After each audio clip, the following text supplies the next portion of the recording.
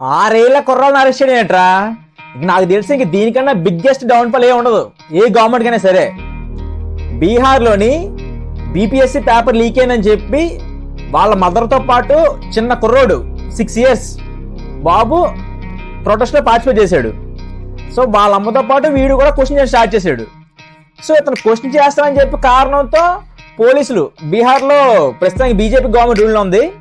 So పోలీసులు ఆ కుర్రోడ్ని arrest చేశారు, 6 years కుర్రోడ్ని. రాజ్యాంగం ప్రకారం మైనర్స్ ఎవరైనా సరే నిరసన చేసే హక్కు ప్రతి ఒక్కరికి ఉంది. అందులోని మైనర్స్ ప్రొటెస్ట్ చేసినప్పుడు అసలు అరెస్ట్ చేయకూడదు.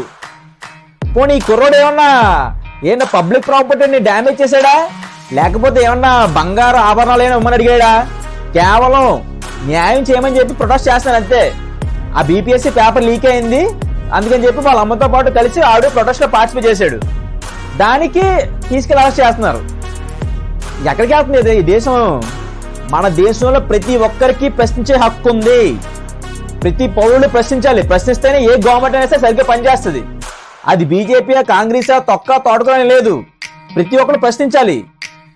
అలా 6 ఏళ్ల కుర్రాడు వాడికి భయపడి అరెస్ట్ చేశారు అంటే ఒకటి గుర్తుపెట్టుకోవాలి, 6 years కుర్రాడు కూడా మిమ్మల్ని చూసి భయపడలేదు, ఇంక బొచ్చు మీరేని పీకేది అన్నట్టు ఉంది రియాక్షన్ ఇక్కడ.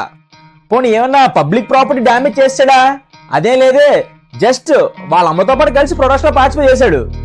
దాంతోపాటు ఈ కుర్రోడు ఏమడిగాడంటే మా స్కూల్లో టీచర్లు రావట్లేదు, స్కూల్లో సదుపాయాలు బాగోలేదు, సో అవి జాగ్రత్తగా పట్టించుకోండి అని చెప్పి జస్ట్ రిక్వెస్ట్ చేశాడు అంతే. దానికి తీసుకెళ్లి అరెస్ట్ చేయనట్రా అసలు? అది 6 ఏళ్ల కుర్రోడిని. ఇంతకన్నా చేతకని ప్రభుత్వం ఇంకెక్కడన్నా ఉంటుందా? పోనీ గతంలో చూసారు ఎవరైనా సరే? నాకు తెలిసి ఇంకా బిగ్గెస్ట్ డౌన్ఫాల్ చూడబోతుంది 2029, 2030. ఇంకా ఆ తర్వాత ఇండియాలో బీజేపీ అనే పార్టీ ఉండదు అనే స్టేజ్కి వీళ్ళే తీసుకెళ్తున్నారు. మీరు చేసే పనులు అలా ఉన్నాయి. అసలు అంతెందుకు, మొన్న కూడా కాదు, గుజరాత్లోని సూరత్లో షుగర్ ఫ్యాక్టరీలో ఎలక్షన్ జరిగాయి.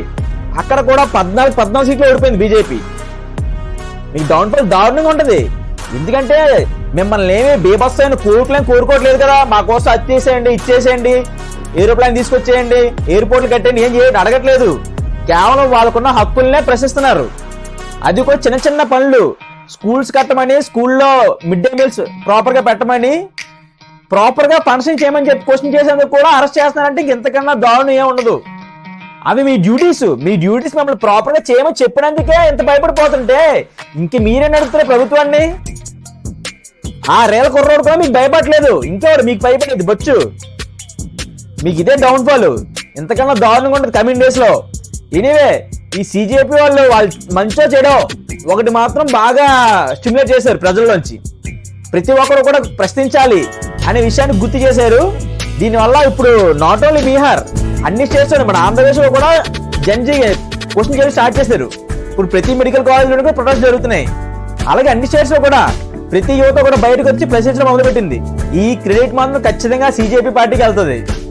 వాళ్ళు పాపం మంచో చేయడం ఏదో ఒకటి, కానీ ప్రశ్నించాలనే విషయాన్ని మాత్రం గుర్తు చేశారు యువతకి.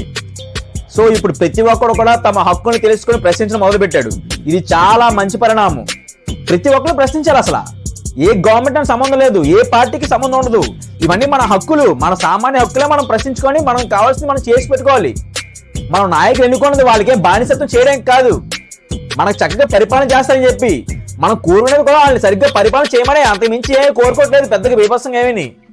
వాళ్ళు అసలు వాళ్ళ డ్యూటీస్ కూడా సరిగ్గా చేయకపోతే ఇంకెందుకు వాళ్ళ అధికారంలో ఉండి 15 ఏళ్ళలో ఏం చేసి వచ్చేప్పుడు మనసు ఇంకా ఇప్పటికీ రిలీజియస్ పాలిటిక్స్ చేస్తారంటే ఎంత దారుణంగా తేలారో ఒకసారి ఊచుకోండి. మీరు చేసిన మంచి పనులు ఏంటో అవి చెప్పుకొని ఓటు అడగండి నెక్స్ట్ టైం. అప్పుడు మీ బతికంటే మీకు తెలుస్తుంది. ఎన్ని రోజులని చెప్పి ఇంక మత రాజకీయాలు, కుల రాజకీయాలు చేస్తారు? ఆల్రెడీ మీరు దాదాపు 12 సంవత్సరాలు పైగా పరిపాలించారు కదా. సో మీ బతికంటే ప్రజలందరూ చూశారు, అందరికీ అయిపోయింది, సాచురేట్ అయిపోయారు. ఇంకా మీ ఆటలు సాగు. ఖచ్చితంగా ప్రతి ఒక్కరు ప్రశ్నిస్తున్నాడు, ప్రశ్నించాలి. ఖచ్చితంగా ప్రభుత్వం దిగొచ్చి సమాధానం చెప్పాలి. ట్యాక్సులు కట్టేది మేము, మీరు మాకు సమాధానం చెప్పాలి. అంతేగాని జల్సా చేయడం కోసం కాదు మిమ్మల్ని ఎన్నుకుంది. ఆఫ్టర్ ఆల్ 6 years కుర్రోడికి మీరు భయపడ్డారంటే ఇంక చాలు, వాడు పెద్ద హీరో అయినట్టే. మీడియాలో క్వశ్చన్ అడిగితే ధైర్యంగా సమాధానం చెప్తాడు పారిపోకుండా. చిన్న కుర్రోడు, 6 ఏళ్ల కుర్రోడు. మన ప్రైమ్ మినిస్టర్ గారు ఉన్నారు 60 ఏళ్ల వయసులో ఉండి ఇంకా భయపడతారు మీడియాని ఫేస్ చేయాలంటే. ఆయన ప్రైమ్ మినిస్టర్ అయిందంటే ఒక్కసారైనా సరే న్యూట్రల్ మీడియాని ఫేస్ చేశారా? 6 ఏళ్ల కుర్రాడా ధైర్యంగా సమాధానం చెప్తున్నాడు మీడియాకి. పోనీ పెద్ద పెద్ద వ్యవసాయం కోరికలు కోరాడా? జస్ట్ కేవలం వాళ్ళ స్కూల్స్ లో ఫుడ్ సరిగ్గా పెట్టట్లేదు, టీచర్లు రావట్లేదు, సదుపాయాలు లేవు, ఇవి చేయమని చెప్పి క్వశ్చన్ చేశాడు అంతే. అది కూడా వాళ్ళ హక్కునే వాడు తెలియజేశాడు. దానికి కూడా గవర్నమెంట్ సమాధానం చెప్పలేక అరెస్ట్ చేసిందంటే ఇంతకన్నా ఫెయిల్యూర్ ఇంకేం ఉండదు. ఎస్, జెన్జీ కంటిన్యూ అవ్వాలి. నాట్ ఓన్లీ జెన్జీ, ఇప్పుడు జెన్ ఆల్ఫా, మిలీనియల్స్ అందరూ బయటకు వస్తున్నారు. అందరూ ప్రశ్నించడం మొదలు పెట్టారు. ప్రశ్నించాలి, తమ హక్కులను ప్రతి ఒక్కరు తెలుసుకోవాలి. ఏ గవర్నమెంట్ అయినా సరే వదిలిపెట్టద్దు. జై హింద్, మేరే భారతానికి జై. నేనైతే చాలా హ్యాపీగా ఉన్నాను ఇప్పుడు ఆ ప్రశ్నించడం చూడడం చూసి.